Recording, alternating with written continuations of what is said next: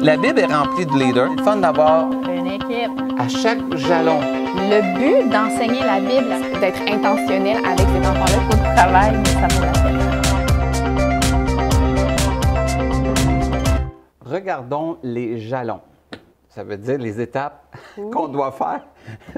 Moi, quand j'ai entendu ça, des jalons, j'ai les bédèches. Mais j'ai compris que c'est des jalons, ça veut dire c'est des étapes de l'enfance jusqu'à ce qu'un enfant soit un peu plus vieux.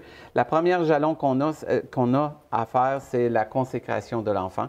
Et souvent, le bébé, avant d'arriver, il sort, mais il va falloir être consacré au Seigneur. Donc, les jalons sont divisés en 4 sections. Puis, je vais te dire, comme les premiers pas pour les parents, lorsqu'ils arrivent, c'est la consécration. Souvent, on donne des bibles aussi. Oui, je trouve ça hot, moi, on qui prie donne. pour l'enfant. Oui. L'Église s'engage. Oui, c'est vraiment bon une consécration. Ensuite, pour les parents, une compétence de base, c'est les parents comme les premiers guides vers leur foi. Vous n'aurez jamais autant d'influence. Vous allez avoir une influence, mais c'est le parent qui va en avoir plus, bon ou mauvais. Donc, souvenez-vous, en tant qu'éducateur, le parent numéro 1, vous êtes là pour accompagner. Il y en a qui disent « Ah, il faut que je l'emmène à Jésus. » Non, c'est le parent, il faut qu'il l'emmène. Nous, on vient aider. Vous allez dire, mais tu ne crois pas? Oui, c'est une combinaison. Si les parents ne sont pas sauvés, c'est un autre paire de manches. Mais quand les parents sont sauvés, c'est à eux la première responsabilité.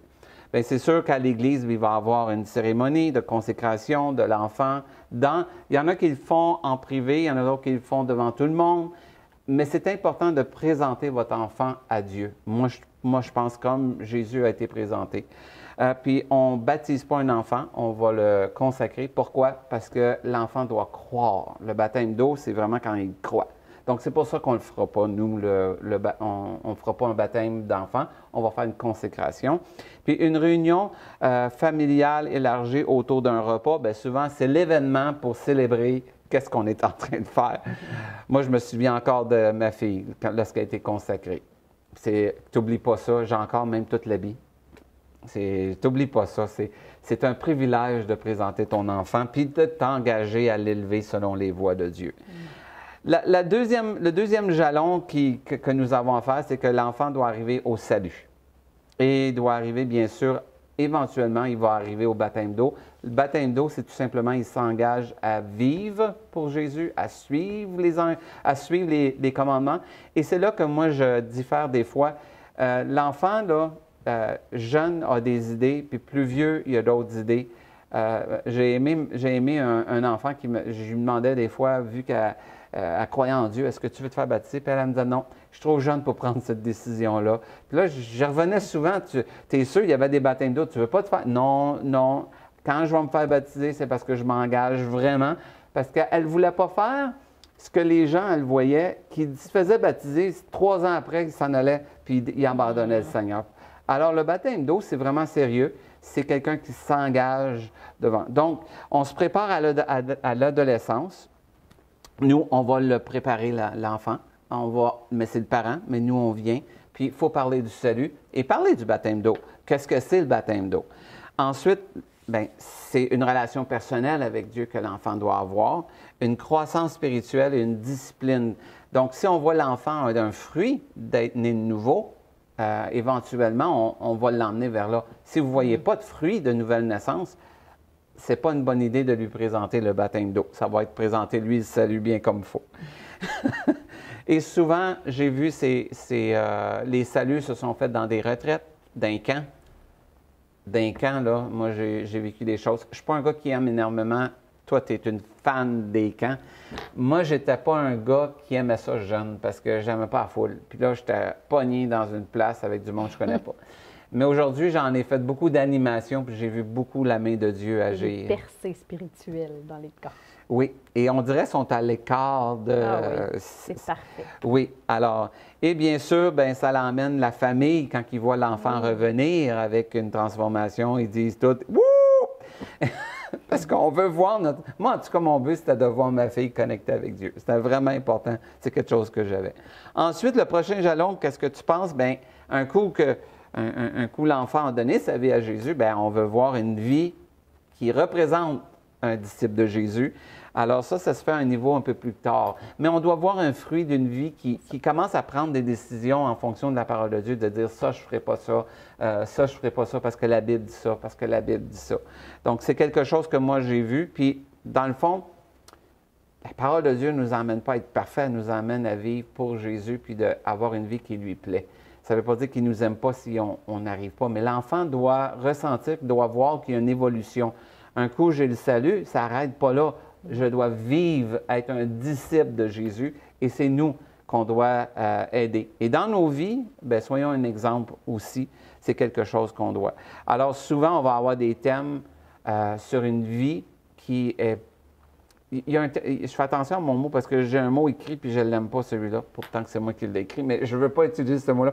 C'est une vie qui représente Jésus, une vie qui est un disciple, qu'on sait quand tu le vois, tu dis, ah, lui, là, c'est un disciple de Jésus. Puis c'est pas parce qu'il dit, c'est parce que je le vois agir avec les autres gens autour. Et souvent, l'enfant, bien, on continue, bien, quand l'enfant commence à vivre pour Jésus, souvent, il va vouloir s'impliquer. Ils vont vouloir servir à quelque part. Et là, on encourage ça dans la famille. Nous, en tant qu'éducateurs, quand on voit un enfant qui a une vie, on le voit là qu'il y a un fruit de nouvelle naissance. Après ça, on voit qu'il y a une vie de chercher Dieu puis de vivre pour Dieu. Bien, lui, c'est le temps de l'impliquer dès son jeune âge. Moi, j'ai commencé à 16 ans l'éducation chrétienne. Moi, à 12. Ouais, tu m'as battu. Mais... Et quand on commence à servir le Seigneur, on emmène les gens là-dedans. Puis moi, je m'aurais vu, tu n'aurais pas choisi Philippe pour faire l'éducation chrétienne. Mais France Riendo a dit, viendrais-tu faire le club de la bonne nouvelle? Puis juste une fois par mois. Puis là, moi, j'avais peur, j'étais gêné, mais Dieu savait. Puis vois-tu, ça a été, j'en ai fait j'en ai fait toute ma vie. Et ça a continué. Le prochain jalon, c'est le passage de l'adolescence à la vie d'adulte. Et souvent, on les perd là, malheureusement. Les enfants ont donné leur vie à Jésus, puis tu as vu un certain fruit, puis à un moment donné, bien là, les tentations rentrent, les influences des amis non chrétiens qui rentrent. Et nous, à l'éducation chrétienne, mais on est là, on pense que tout est beau parce que jeunes, ils l'ont fait. Combien de personnes j'ai vu jeunes démontrer un fruit? Et éventuellement, la Bible a dit, c'est comme, ils se font voler leurs semences, ils se font voler. Et nous, à l'éducation chrétienne, je vous le dis, il faut redoubler. Parce que là, ça prend beaucoup d'amour. Il y a beaucoup de choses qui se passent dans leur vie, dans leur tête. Il y a beaucoup de choses d'influence autour d'eux. Et c'est là, je trouve, l'amour de Dieu doit être démontré encore plus. Et souvent, on va voir à l'adolescence les dons sortir. Comme toi à 12, moi à 16. On commence à voir des dons dans leur vie. Et c'est là qu'on va peut-être être des bons administrateurs des dons que Dieu met dans notre disponibilité. Puis on va les mettre dans des positions qui puissent mettre leurs dons en application. Et ça, je vous le dis, ça demande de la patience. Ça ne sera pas fait comme vous, ça ne sera pas fait à la manière de vous, ça va être fait peut-être un peu avec de la négligence, mais ils n'ont pas l'expérience que vous avez. Mais s'ils passent un temps dur et qu'ils sont autour de vous, ils peuvent s'ouvrir à vous. Combien de conversations j'ai eues, moi, autour d'un repas que j'étais avec des ados, puis on parlait, puis à un moment donné, ils me contaient. Même, je me souviens d'une place qu'un père, il dit, puis la mère m'a dit, j'ai jamais entendu ce qu'ils viennent de te dire. Mais c'est parce qu'on avait un environnement qui était à ça. Un environnement où j'étais curieux à savoir qu'est-ce qui avait fait que des fois, il y avait plus de la misère. Donc, c'est à nous à faire ça, Annie.